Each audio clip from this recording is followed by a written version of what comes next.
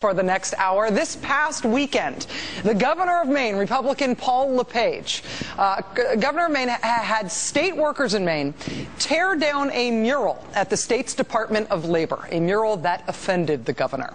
I don't know if the workers got paid double time for working on the weekend, but it was over the weekend when this multi-panel piece of art showing interesting and defining moments in the history of people who work for a living in Maine, when this mural got pried off the wall and shoved into storage at the orders of the governor.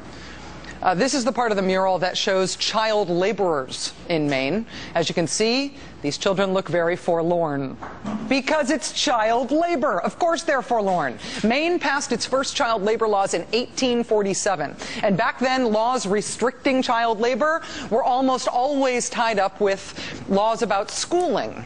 I mean, there used to be this totally crazy idea in America that tiny people, not yet full grown, should be diverted into some sort of learning to read environment rather than being shunted down into the coal mines or whatever.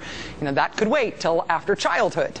And granted, I mean, the temptation is clear. Children have very tiny hands. They're very nimble. They eat so little. But the commie pinko bleeding heart liberals of, say, 1840s Maine took action to keep kids out of the mines, out of the sweatshops, and in school instead.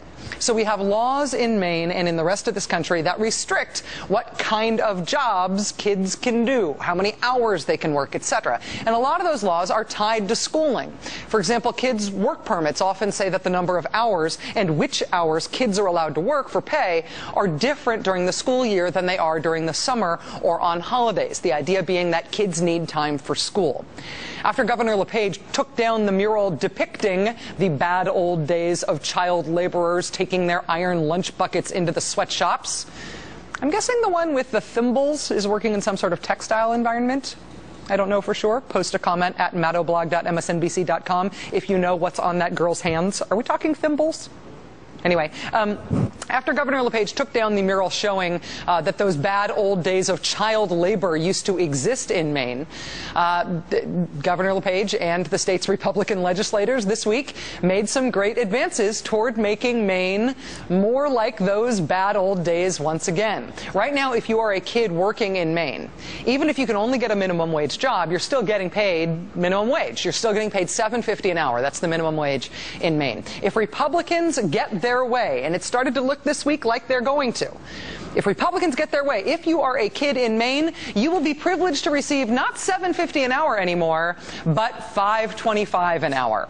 Also, although the governor had originally supported rolling back the laws so kids in school could also work essentially full time, so they could work 32 hours a week. What?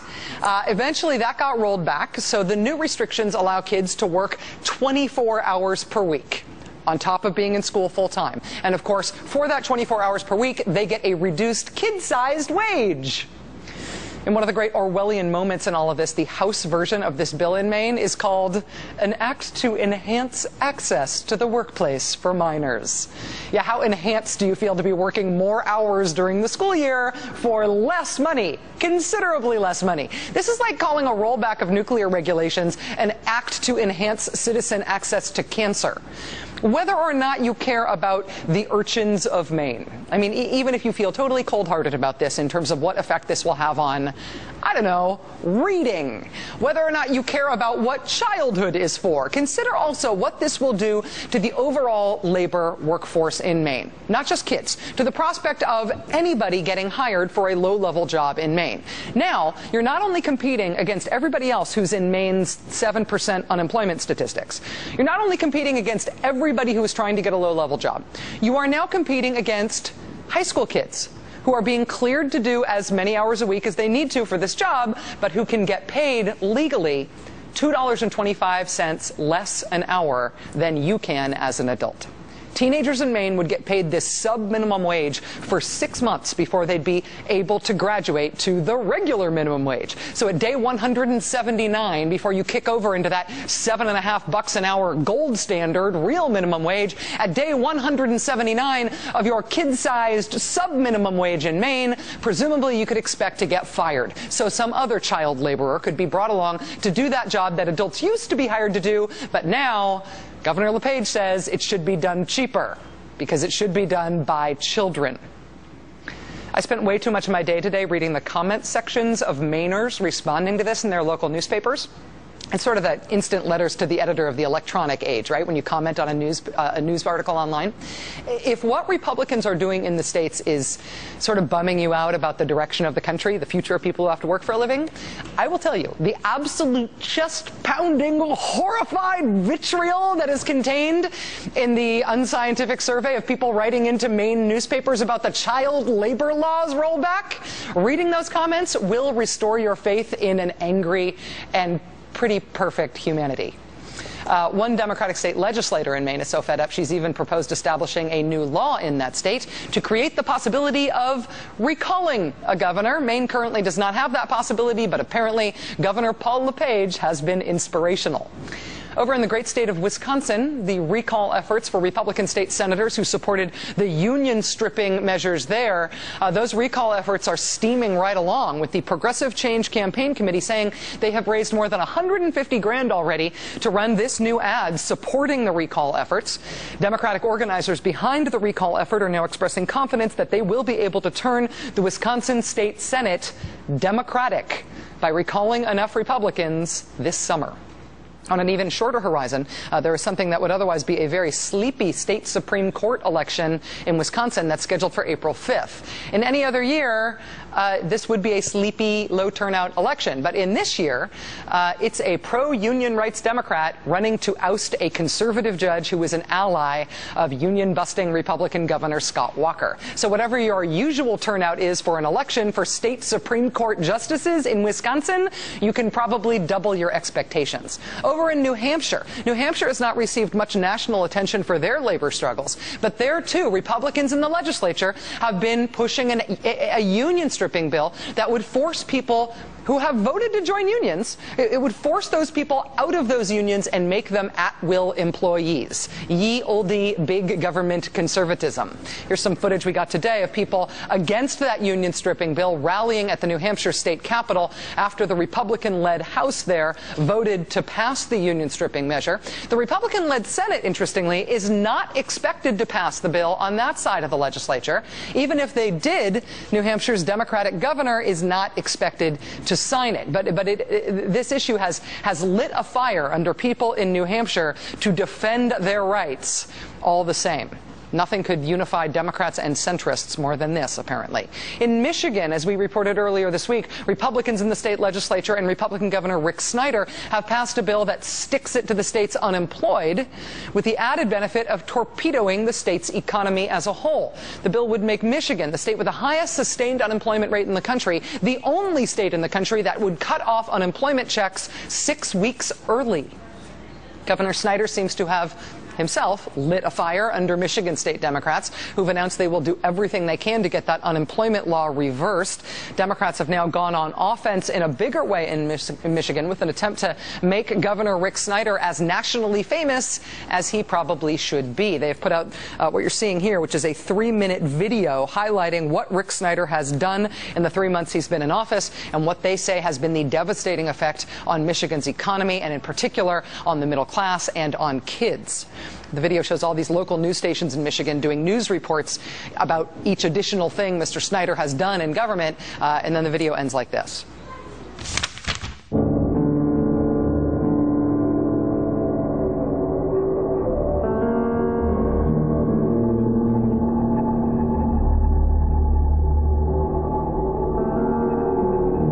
The reinvention of Michigan.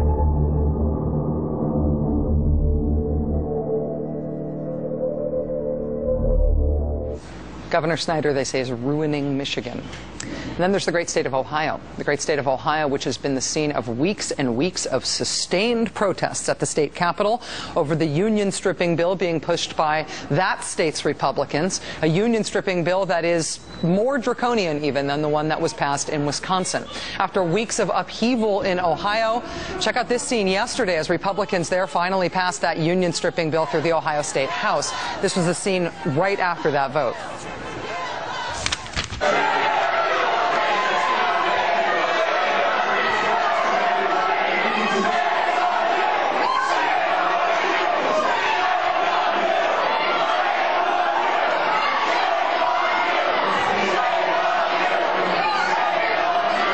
People shouting "shame on you" as the gallery is cleared. The Ohio House managed to pass that union stripping bill by 9 votes. The Senate passed it by just 1 vote. Tonight, Ohio's new Republican governor, John Kasich, formerly of Fox News, formerly of Lehman Brothers, signed it into law, stripping away most collective bargaining rights for about 350,000 Ohio State employees with the stroke of a pen. Here's the thing, though. Governor Kasich signing that bill tonight starts a 90-day clock. If opponents of that union stripping bill can gather a little more than 230,000 signatures over the next 90 days, that bill does not go into effect. Instead, it gets placed on the ballot in November, where Ohio voters get to decide whether they really do want to strip union rights or whether they do not. This is a fight that Ohio Democrats have been gearing up for weeks. It is a fight that Ohio Democrats seem pretty darn confident that they will win. Joining us now is Democratic Minority Leader from the Ohio House of Representatives, Armand Budish. Representative Budish, thank you very much for being here. It's a pleasure to have you on the show. It's my pleasure. Thanks for having me. It seems from a national perspective like Democrats and the Democratic base are getting really fired up by what Republican legislators and governors are doing in the states. What can you describe to this national audience about the mood in Ohio right now? The mood is angry. The mood is somewhat fearful, but very angry because people in Ohio are understanding what's happening. Senate Bill 5 decimates collective bargaining.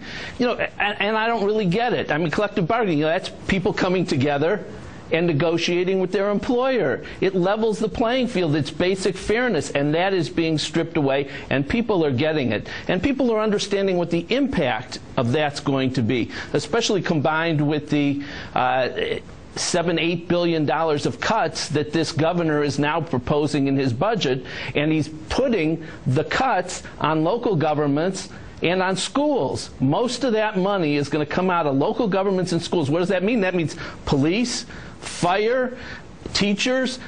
Senate Bill 5 will allow the schools to slash teachers, slash their salaries, slash their jobs.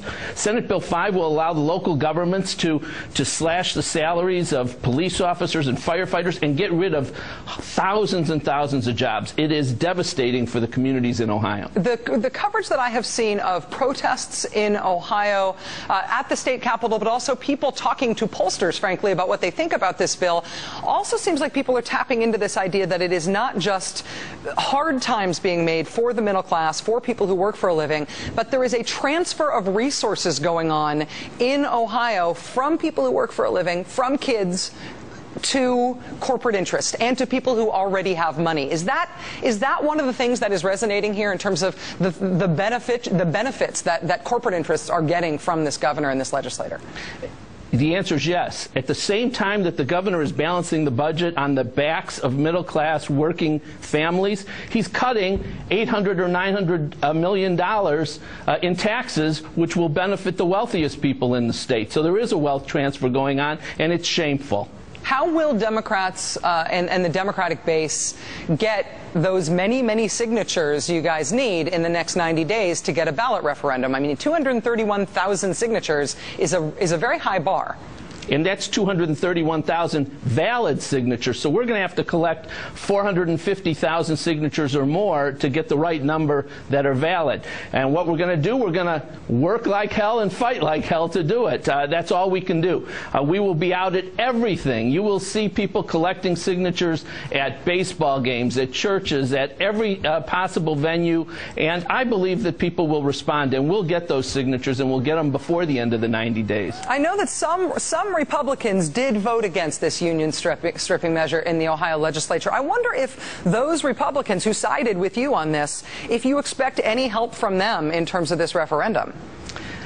Well, there's Republicans and then there's Republicans. I think some of the Republicans that voted with us did so just to protect their rear ends in the next election.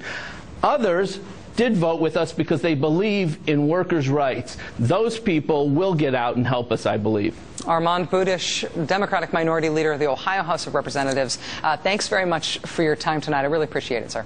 Thanks for having me.